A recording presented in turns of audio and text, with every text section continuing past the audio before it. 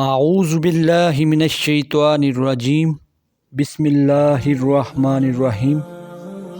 معزز دوستو، السلام علیکم۔ دوستو، جو میں آج آپ کے لیے واقعہ لے کر حاضر ہوا ہوں، یہ ایک سچا واقعہ ہے اور بنی اسرائیل کا واقعہ ہے۔ امید ہے آپ اس سے سبق سیکھیں گے اور اس پر عمل پیرا بھی ہوں گے۔ واقعہ شروع کرنے سے پہلے سب سے ریکویسٹ ہے کہ آپ اس چینل پر اگر نیو آئے ہیں تو پلیز سبسکرائب کریں اور بیل آئیکن کے بٹن کو دبائیں۔ واقعہ شروع کرتے ہیں۔ حضرت سیدنا بکر بن عبداللہ رحمۃ اللہ علیہ فرماتے ہیں، بنی اسرائیل کا ایک قصاب اپنے پڑوسی کی لونڈی پر عاشق ہو گیا۔ اتفاق سے ایک دن لونڈی کو اس کے مالک نے دوسرے گاؤں کسی کام سے بھیجا۔ قصاب کو موقع مل گیا اور وہ بھی اس لونڈی کے پیچھے ہو لیا۔ جب لونڈی جنگل سے گزری تو اچانک قصاب نے سامنے آ کر اسے پکڑ لیا اور اسے گناہوں پر آمادہ کرنے لگا۔ جب اس لونڈی نے دیکھا کہ اس قصاب کی نیت خراب ہے تو اس نے کہا، اے نوجوان، تو اس گناہ میں نہ پڑ۔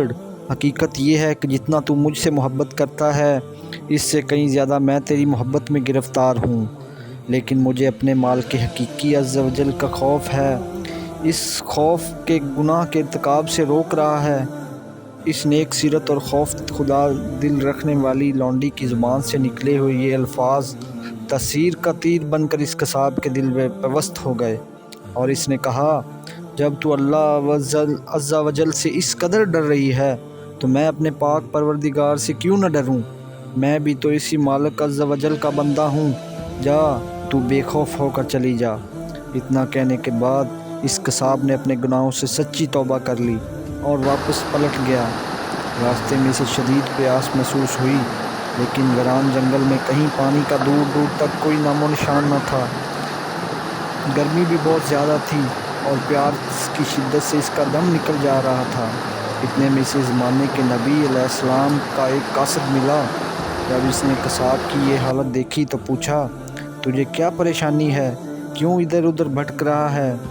اور کہا، مجھے سخت پیاس لگی ہے۔ یہ سن کر قاصد نے کہا، آؤ ہم دونوں مل کر دعا کرتے ہیں، اللہ عز و جل ہم پر اپنی رحمت کے بادل بھیجے اور ہمیں سیراب کرے، یہاں تک کہ ہم اپنی بستی میں داخل ہو جائیں۔ قصاب نے جب یہ سنا تو کہنے لگا، میرے پاس تو کوئی ایسا عمل ہی نہیں نیک جس کا وسیلہ دے کر دعا کروں۔ آپ نیک شخص ہیں، آپ ہی دعا فرمائیں۔ اس قاصد نے کہا، میں دعا کرتا ہوں، تم آمین کہنا۔ پھر قاصد نے دعا کرنا شروع کر دی اور وہ قصاب آمین کہتا رہا۔ تھوڑی دیر میں بادل کے ایک ٹکڑے نے ان دونوں کو ڈھانپ لیا اور وہ بادل کا ٹکڑا ان پر سایہ فگن ہو کر ان کے ساتھ چلتا رہا۔ جب وہ دونوں بستی میں پہنچے تو قصاب اپنے گھر کی جانب روانہ ہوا اور اپنے گھر کی جانب بڑھنے لگا۔ وہ قاصد اپنی منزل کی طرف چلنے لگا۔ بادل جب قصاب کے ساتھ رہا تو اس قاصد نے یہ ماجرا دیکھا تو حیران رہ گیا اور قصاب کو بلایا اور کہنے لگا، تم نے کہا تھا کہ میرے پاس کوئی نیکی نہیں، تم نے دعا کرنے سے انکار کر دیا تھا، پھر میں نے دعا کی اور تم آمین کہتے رہے، لیکن اب حالت یہ ہے کہ یہ بادل تمہارے ساتھ چل رہے ہیں اور تمہارے سر پر سایہ فگن ہیں۔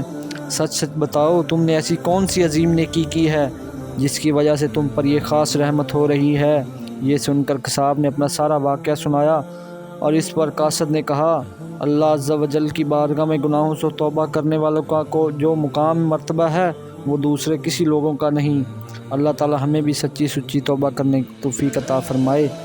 اے ہمارے پروردگار، ہمیں بھی اپنے گناہوں سے سچی توبہ کی توفیق عطا فرما اور اپنے خوف عطا فرما اور اپنے خوف سے رونے والی آنکھیں عطا فرما، گناہوں کے مرض سے نجات عطا فرما تاکہ بیمار مدینہ بنا دے، دنیا کے غموں سے بچا کر غم آخرت نصیب فرما، ہر وقت تیرے خوف اور تیرے پیارے حبیب کے غم میں رونے والی آنکھیں عطا فرما، آمین۔ تیرے خوف سے، تیرے ڈر سے ہمیشہ میں تھر تھر رہوں گا کانپتا، یا الہی عز و جل۔ بہتی رہے ہر وقت جو سرکار کے غم میں، روتی ہی ہوئی وہ آنکھیں مجھے میرے خدا عز و جل دے، کب گناہوں سے کنارہ میں کروں یا عز و جل، نیک کب اے میرے اللہ بنوں گا یا رب عز و جل، آمین ثم آمین۔